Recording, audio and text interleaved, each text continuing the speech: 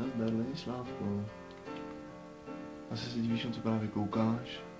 Teď jsou 2 ráno místního času, brděnskýho, a právě jsem začal pracovat na videu, který bude věnovaný tobě.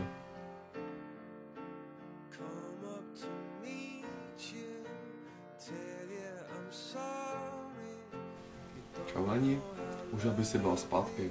Za mnou nacvičovat hry tanec není ta správná mrda.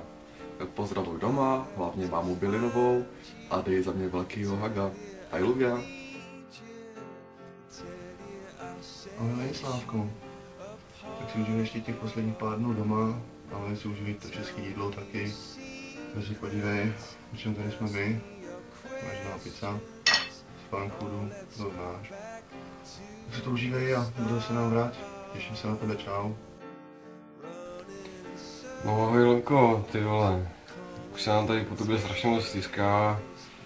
Je tady strašná nuda, jak tady nejseš, ty vole. Fakt, už se strašně těším, až přijedeš. Protože víš co, nemám tady koho ani mlátit pořádně. Nemám s kým chlastat, ty vole.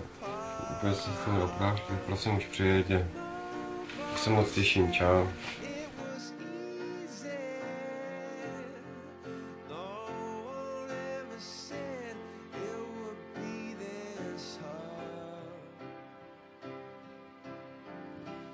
Take me back to the start.